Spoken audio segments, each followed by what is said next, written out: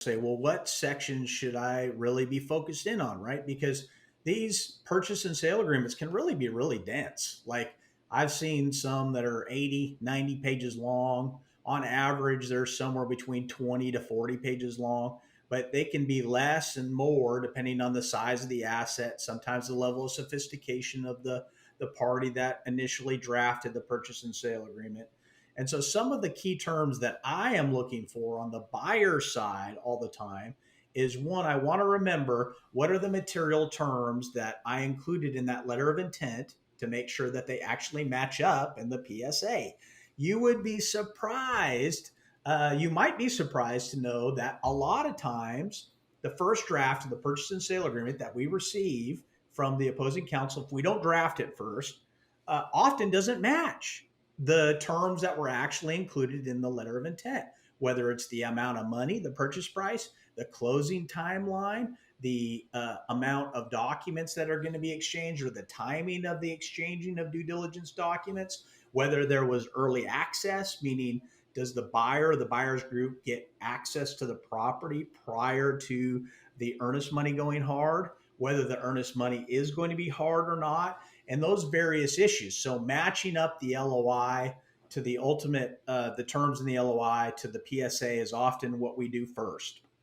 And then we want to look at what types of representations, and warranties is the seller actually making in connection with the property due diligence that they're going to be sending to us as the buyer's team, as well as the overall financial performance of the property and just state of the property. And so you want to understand as a buyer that most of these transactions are what we would call as is, meaning the seller is not making any specific representations about the performance of the property, the status of the property, the suitability of the property, unless it is contained within the purchase and sale agreement, and specifically the representations and warranties made by the seller.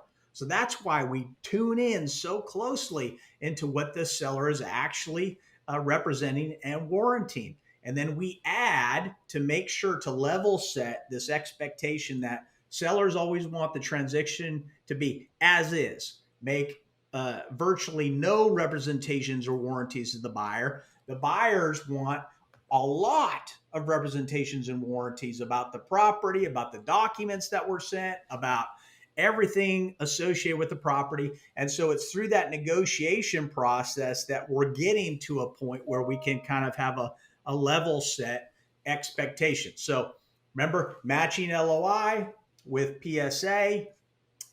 We want to look at reps and warranties, and then we want to take a look at other things like prorations, right? How are taxes, utilities, other costs associated with the property, delinquent rents, other types of fees and allocation of income and expenses. How are those being treated?